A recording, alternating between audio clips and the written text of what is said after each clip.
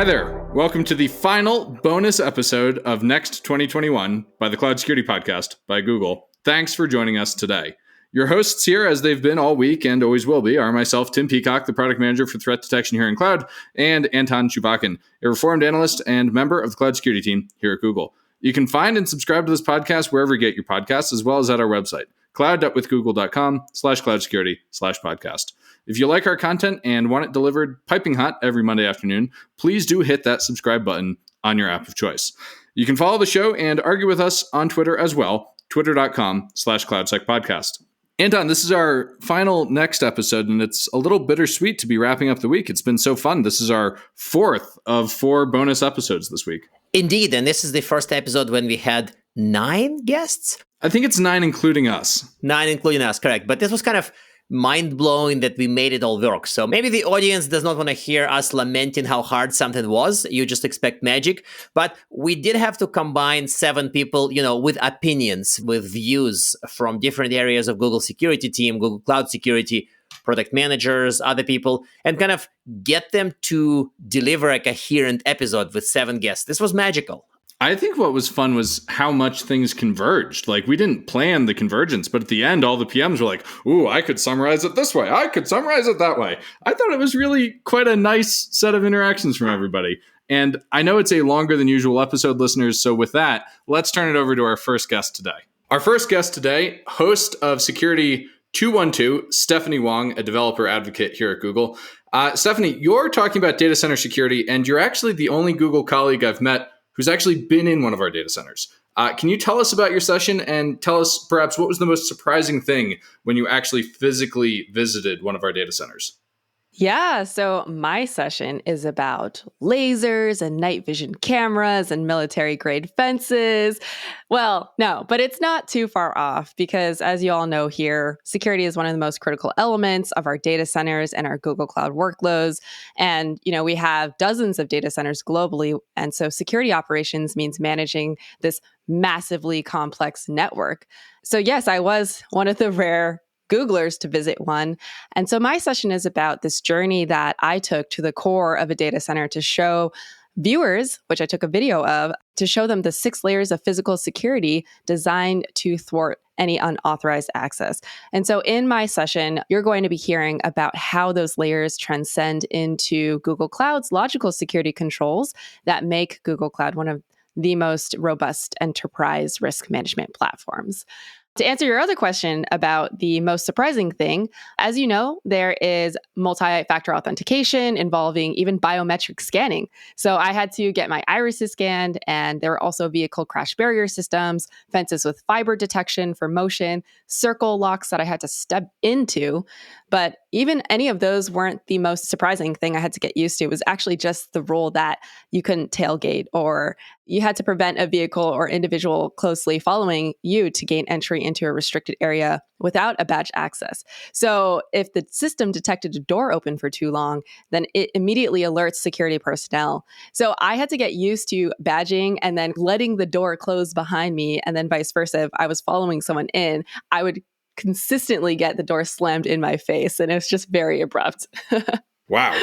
So in light of this, I just want to ask my favorite question that I've been asking people all over the place about the threat models.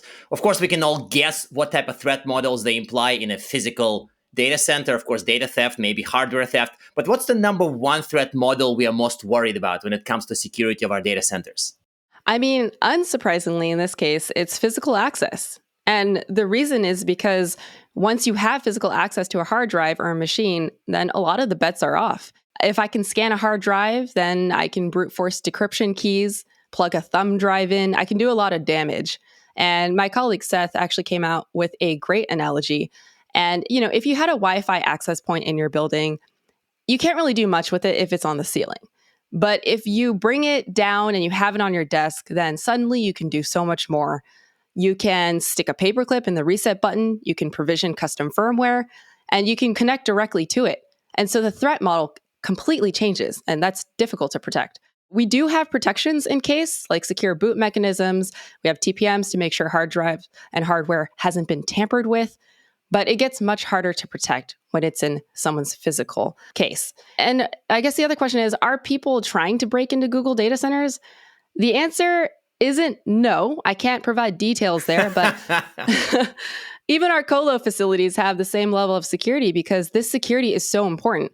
Customers trust Google with their data. If that was breached, then that erodes trust.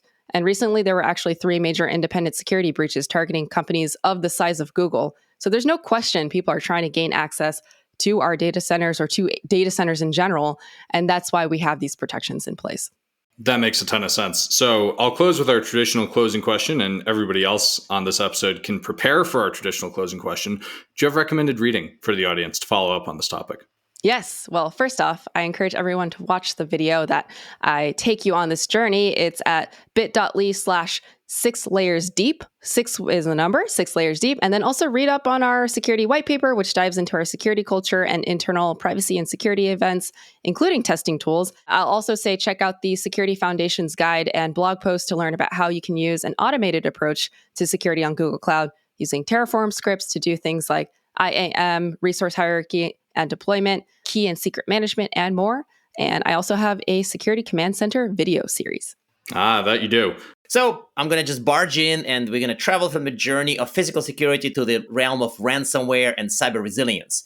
So the other guest pair is for Security 101, Sec 101 session. It's Vicente Diaz, returning guest who we had on our podcast and also security engineer. The other person is Jerome McFarland, solution manager and PM, not in the centrifuge, PM rotator, whose session is called Ransomware and Cyber Resilience. So talk to us about this session. What's your session about? Our session covers a few different topics. We provide an overview of the ransomware landscape and how that's evolving, including some data on the prevalence and evolution of recent ransomware threats. And we also get into guidance and best practices to help customers think about and prepare for ransomware recovery. And then finally, we also introduce in the session a cloud integrated approach for helping the customers to actually implement and achieve speedy recovery from a successful ransomware attack. That's awesome. So everybody out there, surely, who hasn't been living under a rock or asleep for the past several years knows what ransomware is. Why are organizations still paying so much for ransomware? Why are these gangs so successful? I can understand the incredible amount of pressure that you have to take a decision under such circumstances when you are losing how much money per minute, right? When you're shutting down production or when your company is not working. So what to do in this situation? It's really hard because if you didn't do your homework, basically you don't have many alternatives. And that it's a real problem. So, of course, we are not encouraging to pay these gangs because this is only making the problem bigger. But the reality is that once that you get into this situation, there are not many things you can do to recover your data unless you work to prevent this situation to happen. That actually makes sense. And here's the funny one. I was on a customer panel a few weeks ago, and somebody asked a question from the audience. The audience question was, how do you handle this if your insurance company, your cyber insurance company, actually forces you to pay? And that froze everybody on the panel because everybody was like, oh my God, that hasn't happened to us, but can it? Why are they asking this question? So it was really this kind of scary thought that just hit 3 CISOs in their heads who were in the panel. Like, wait a second, what if the insurance company tells us, what are your damages if you pay? 30,000. What if your damages if you don't pay? 3 million. Okay, we'll pay 30K. Give it to the attackers. So I freaked out myself. I wasn't sure what to tell them. Any advice here? You shouldn't pay. Now, let's get real. In this situation, what to do? If you already have this cyber insurance and you will save the day just like that. But this is just making the problem bigger. The reality is that these groups, they are getting more and more resources. And, we are thinking about them like just this gang of kids trying to get some money. But in reality, if we put this in perspective, how big is the problem and how much money they are making, probably is one of the most lucrative businesses in the world. And these are well-organized gangs with a lot of resources. We are just making this worse, and then this money can be used in other criminal activities as well. I mean, we are talking about criminals here. So I'm not sure this is a wise decision. Yeah, it's not as if these guys are donating the funds to the local charity org. They're doing not good things with it. Having the insurance company make you pay, that's a little bit like when they total your car instead of letting you get it fixed, huh? Yeah, but in this case, it's your IT infrastructure. That's a scary thought. So let's switch to a more optimistic topic. How is ransomware different in the cloud? We seem to be pretty safe from it, but is this a reality? What have you guys seen in your research? Well, I mean, from my perspective, I'd say kind of the key difference when you're thinking about cloud and ransomware is that the cloud gives you ways to better protect yourself against the impact of ransomware by either preventing the attack or mitigating the impact of a successful attack. And so, spanning across cloud, there's lots of different domains where those kinds of protections can help you. Within Gmail, there's built-in protections to help you prevent malware infections, and technologies like BeyondCorp have zero trust access architectures that help limit kind of the scope that an attack can take if it's successful. And all those kinds of things, I think, help to mitigate the impact and to mitigate the prevalence of ransomware attacks. And a lot of those technologies are unique to cloud. But you wouldn't say that you're completely safe from ransomware once you adopt GCP or any other clouds. You wouldn't say the problem is fixed. You would say it's easier to fix, but it's not like completely fixed. I would never say that you're completely safe from anything in any scenario. You're just begging to be proven wrong. A wise security person. Thank you very much for this. So we don't really have much time left, but like any favorite reading? I hear you have a great report coming out soon. I fully recommend our Aristotle Ransomware in a Global Perspective report, plus another recommendation, which is called Our Mathematical Universe, which is what I'm reading right now. Amazing. That sounds almost as philosophical as our Karl Popper suggested reading from a previous and recent episode. With that, I want to shift gears and talk to Scott Ellis, one of my favorite PM colleagues here at Google. Scott, you've got a session, Security 204, on protecting your sensitive data. It's maybe self-explanatory, but tell us, what's that all about? What we think is, visibility into your sensitive data is crucial to really understand, what you're at risk for. And what we're going to talk about in this session is some of the tools that we have and some of the new services to really help automatically give you visibility across your entire organization into your sensitive data so that you can better secure and protect your data. This is a real challenge of customers really of all size. Data is one of the biggest driving forces of small, large, and all size companies, enterprises. And as that data is growing, what we often hear is this notion of known unknowns and unknown unknowns. We're really, as data is growing, don't always have that visibility into what's there, where is it, how's it being used. And if you have those unknowns, it's really hard to govern and protect your data.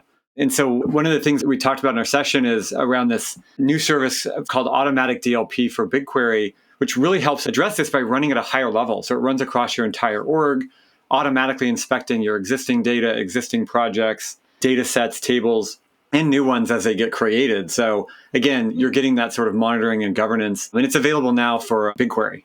Anton's going to show up with a favorite threat model question. You probably already guessed it. So for automatic DLP, what are the threat model we're assuming? Again, is it compliance mostly? Is it data exfil? So what sort of key problem or key threat we are addressing with this new technology? You can look at most security threats you're trying to protect against are really to protect your data or your sensitive data or the things you really don't want to be exposed or misused. And so we'll give a couple examples of those. But if you think of the risk of an incident like an unintentional disclosure, for example, someone shares, a data set not realizing that it has sensitive information in it and it gets exposed to someone who shouldn't see it. And you really need to know where your data is so you have the right controls in place to prevent that kind of exposure without going too far and hindering your business, right? You want to have that good balance of, security, but also ability to operate. And so when you know your data, you have visibility into it, you can protect against those sort of unintentional disclosures. Another one to consider too is just the risk of insider threat. Knowing that you have the presence of sensitive data, it can ensure, again, that you have the right access controls in place and that you have extra monitoring of access to that sensitive information, or where you need to do things like obfuscate your data so that the risk of that disclosure is minimized. And again, data obfuscation, masking, tokenization, that's something that our DLP platform can also help you with. But ultimately, it all starts with visibility. You have to know where the information is before you can make a decision on how to protect it.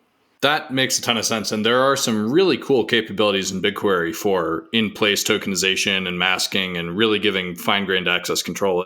When we were doing a demo together, I was blown away by all the capabilities there. So we'll wrap up with our traditional question with an addendum, which is first, what's one thing an audience member should take away from your session? And two, recommended reading. One very specific thing is this is now available. You can go and try it out yourself across your org folders or projects just to gain visibility into your data. So definitely check that out. So one takeaway is, again, make sure you're paying attention to your data and use these tools so you can gain that visibility. For additional reading, find out more information about this, you can check out more at cloud.google.com/DLP. Perfect. And the next speaker is for a session Sec 207, Patrick, who is a senior PM. And the topic is securing the supply chain. Again, it's a very fun topic. And we had a whole episode on that before the event that Google has run on cloud container security. So it sounds like a very fun topic, but at the same time, it intimidates a lot of people. So what aspects of supply chain security are you addressing in your session, Patrick? What I'm going to focus on are the key principles for what it means to secure your software delivery process more generally. For example, what does shift-left security strategy look like in practice within your SDLC? And how can enterprises go about establishing trust early on in the software development cycle without compromising speed, of course? Also, I talk about verifying and maintaining that trust all the way through deployment and runtime. And a lot of these concepts are pretty straightforward for those that have been involved with security practices, but may not be top of mind for those for whom security isn't primary for their role. For example, developers and other DevOps roles. It just may not be something that they're thinking about. They have probably some basic practices that they've already implemented, and they figure that that box is checked. Well, as we found out through Code Cove, SolarWinds, and a variety of other recent hacks, that the entire supply chain has multiple attack vectors that have to be addressed. So throughout the discussion, I illustrate how customers can start pulling these security practices into their particular process and how they can use GCP to do that. And then we have Dustin Ingram, who gives a really great demo of how you can configure a secure deployment pipeline on GCP using Cloud Build and binary authorization tool. And what this does is essentially it ensures that only builds that have a specific authentication from your build system that can be verified and show that this is the build that you intend to deploy and that no one has interceded or injected anything bad into that deployment to your runtime. So we give some really good examples in the talk, and then Dustin gives a demo. So we hope to just kind of bring these concepts kind of home in a very tangible way so that teams can start to practice them. So wait a second, a demo of supply chain security. That sounds really cool because for a lot of people, supply chain security is a very amorphous topic. So you can actually show supply chain security being done in front of their eyes, right? Correct. We're going to show one very specific practice that goes a long way to improving your overall security posture. As many of us know, that security is not any one thing. It is a layering of things that you do in any particular area of your tech stack. So in this case, we talk about gating the deployment to authenticate the build and ensure the build integrity. And then there's a variety of things that you can do to keep moving left along that pipeline that can provide deeper attestations and provenance and things that you can verify against and bring alerts and know if something's wrong or if there's a vulnerability that's being introduced, for example. That's awesome. I love the binary authorization product in part because it's so inspired by how Google does it ourselves internally with all of our Beyond Prod principles. Two things before I ask my next question. One, you need to put $1 into our podcast acronym swear jar. What is an SDLC for people not familiar with that? Sorry about that. Yeah, software development lifecycle. And then two, you have to put $1 in our Code Cove SolarWinds swear jar. There is that, yes. But I'm actually required to say that in every public forum that I speak at now. Oh, no. Well, on the topic of putting dollars into jars, we're making a ton of investments in this space as Google. What's the one thing you're most excited about to see Google doing in the secure supply chain space? Well, first of all, I think it's very powerful when someone like Sundar publicly commits billions of dollars to cybersecurity. I also think it's important that we put our money where our mouth is and we quickly show what we mean by that. So I think the work that we have done, that we are doing, and that we'll continue to do around open source security, in particular, things like the Open Source Insights service and the deps.dev site, which we're going to be integrating into our commercial products for securing artifacts. I think that's very exciting because it takes these really core concepts in the open source space and we're able to kind of work them into our products and basically indoctrinate best practices into our commercial products for teams to use. I also believe very strongly in the work on the SLSA standard, or SLSA, which stands for Security Levels for Software Artifacts, rather. That's my favorite acronym. Yeah, that's another acronym, and I'll put the dollar in the jar. There you It go. makes me want some chips. Yeah, exactly. I love that one. Wait. I thought it would make you want to dance. This sounds like a healthy alternative to chips, right? I'll do both. Do we also have a guacamole framework? We're working on that, but that's super secret and very spicy. So this set of standards has actually been part of the executive discussion with the Biden administration and his agencies, where, the recent announcement around security requirements for government agencies and those that do work with the government, they're saying specifically that you have to provide some verifiable security around your actual software delivery process. And what Salsa does is it attempts to actually create a framework of how do you, in layers, level 1, level 2, level 3, level 4, how you can start to step up your security posture by doing certain things and having certain practices. And eventually, this will be kind of a fully auditable standard, which may become part of other standards such as FedRAMP and so forth. So I think the thought leadership that Eric Brewer and his team have been doing in that area is really spectacular. And I think it's really helpful to the industry. And it's also guiding a lot of the work that I'm doing on the commercial side in terms of building this into our actual tool set for practitioners.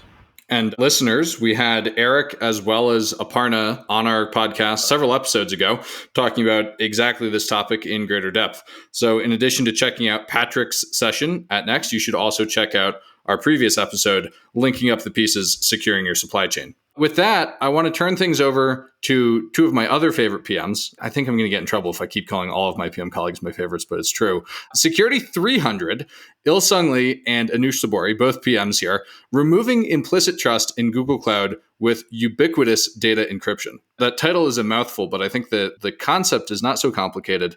And this is very much back to the beginning for us. Our first ever podcast episode was with Nelly talking about confidential compute. So this sounds like a much more end-to-end experience around that. What's your session about? Originally the title was actually a little bit longer, but marketing may have shortened it. So if you can believe that. Anton, if you remember a while back, right? I mean, last year, you and I published a whole series of blogs around the trust paradox, right? And so those blogs talked a lot about how for customers to trust Google and other cloud providers more, they need to actually reduce the amount of trust that they put inside the cloud provider. So we've taken that idea even further than this, about cloud EKM allowing you to encrypt with the key outside, or, using confidential compute that allows you to encrypt your data and use with a key that's generally protected by a key that's not controlled by Google. But rather, our talk is really focused on the concept of ubiquitous data encryption, which from our point of view is just simply the ability to seamlessly encrypt data at rest and use in transit using keys that are under the customer's control. And obviously, this opens up a whole new set of use cases for customers using our cloud. That's excellent. So what's the actual threat model you're addressing here? Because I hear a lot of encryption here, encryption there.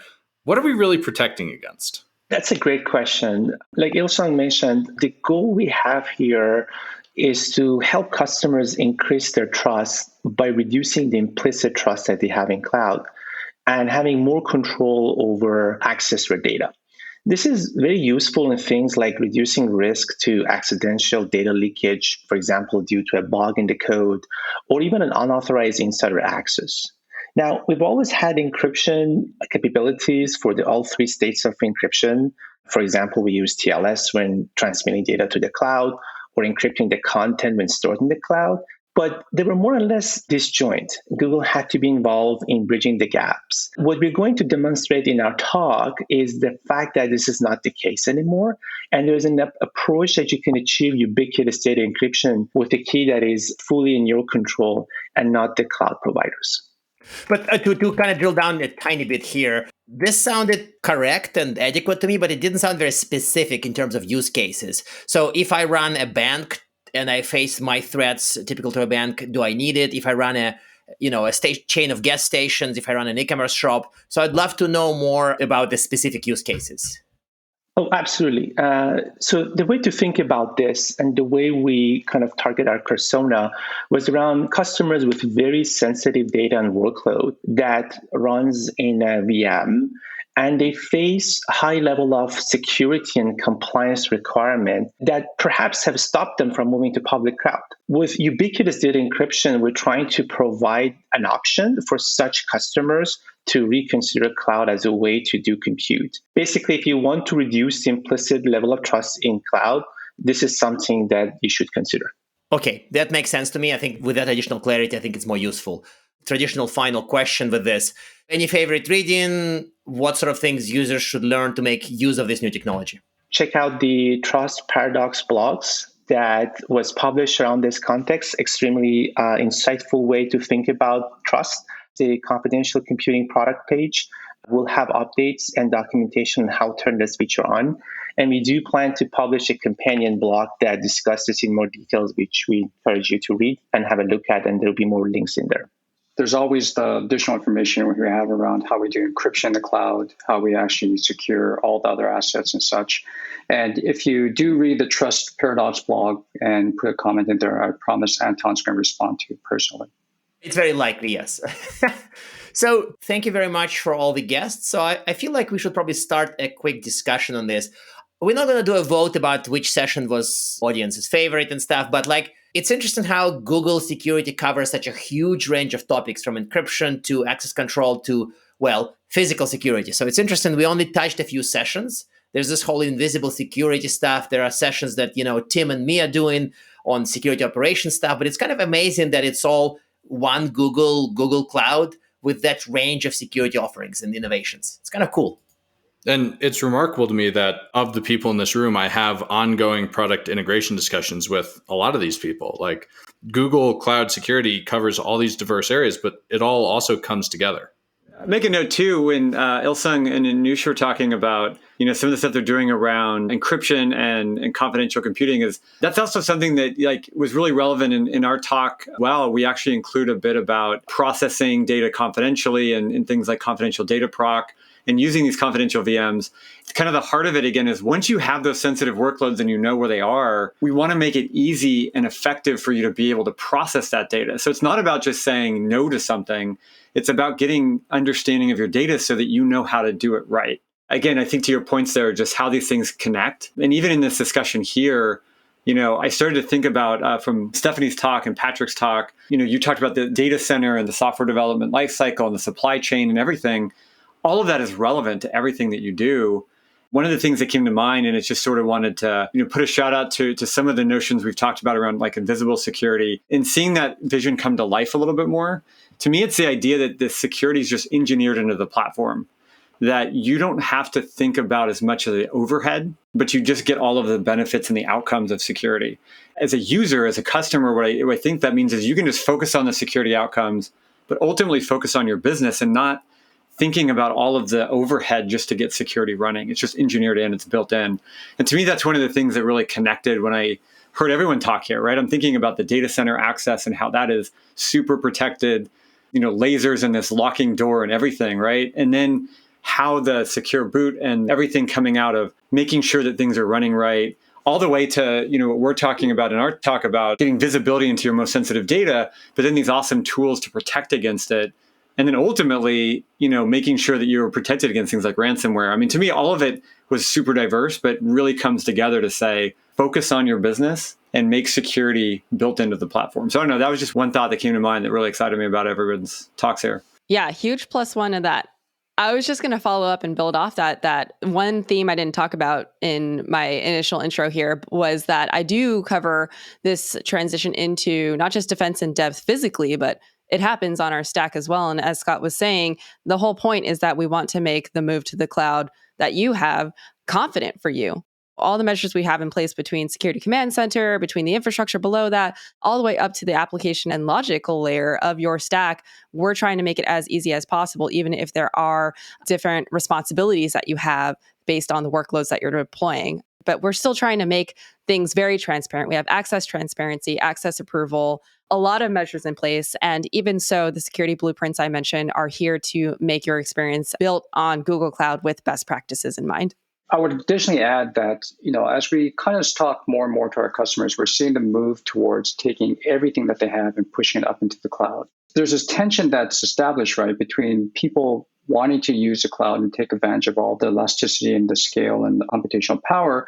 But at the same time, the ability for them to actually still feel comfortable with all that, right? And so I think that one of the things that's very prevalent and the things that you've heard today is the fact that GCP is a cloud where we keep on pushing the boundaries around how much you can actually start using us for some of these things that probably a few years ago you never would have imagined using us for. And I think that that's something that you're going to continuously keep hearing from the talks at GCP.